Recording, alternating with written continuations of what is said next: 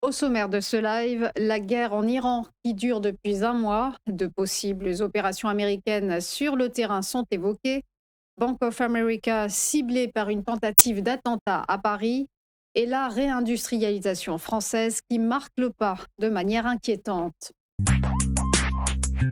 Une opération terrestre américaine est-elle imminente en Iran? Alors que dans la nuit, Donald Trump a affirmé avoir obtenu le passage d'une vingtaine de pétroliers dans le détroit d'Ormuz pour les prochains jours, le Pentagone serait en train d'y songer un mois après le déclenchement du conflit. C'est en tout cas ce que croit savoir le Washington Post. D'après le journal, des raids seraient en préparation, impliquant des forces spéciales ainsi que d'autres soldats.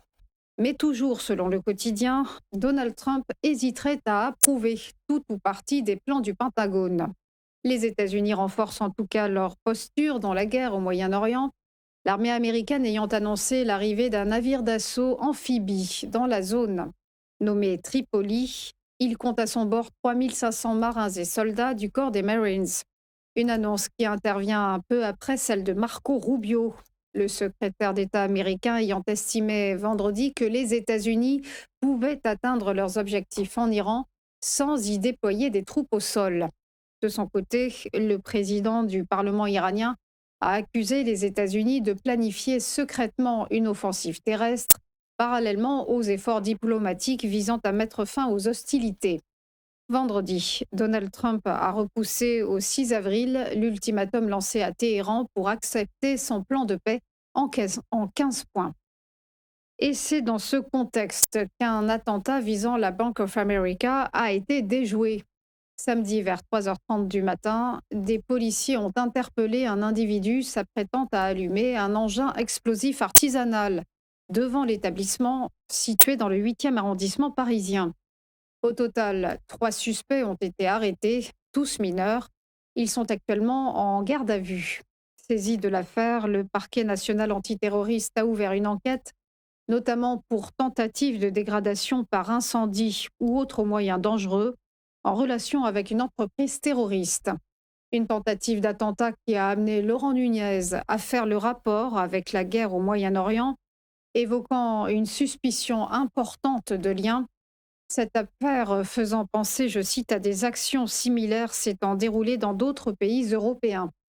Le ministre de l'Intérieur a par conséquent appelé les préfets à renforcer les mesures de vigilance autour des établissements présentant un risque d'attentat. On termine avec le net ralentissement de la réindustrialisation française. En 2025, Bercy a recensé 4,5 fois moins d'ouvertures d'usines par rapport à l'année précédente. Dans ce baromètre annuel, le ministère de l'économie et des finances en recense 19 seulement, contre 88 en 2024. Si certains secteurs ressortent gagnants, comme la défense, l'aéronautique et l'industrie verte ou encore l'électronique, d'autres sont en reflux. Il s'agit de la chimie, la mécanique, la métallurgie et les transports. Pour expliquer ce repli, Bercy met en avant le contexte international dégradé et mentionne une concurrence internationale accrue, notamment asiatique. Autre frein à la réindustrialisation, selon le ministère, l'instauration des droits de douane américains ainsi que la hausse des prix de l'énergie. Un ralentissement contre lequel l'État compte bien lutter en poursuivant son soutien via des dispositifs de financement. Selon Bercy, 150 usines seraient ainsi en cours de création.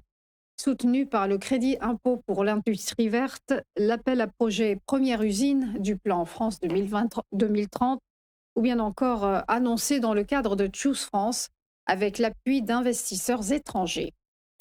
On passe au point bourse, le rappel de la clôture des marchés vendredi dernier avec des places européennes dans le rouge.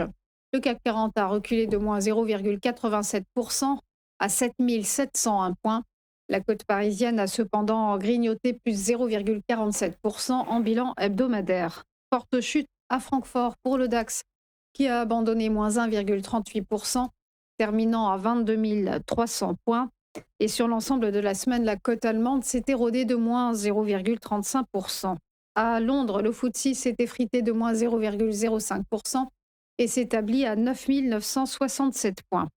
En rythme hebdo, l'indice a grappillé plus 0,49%.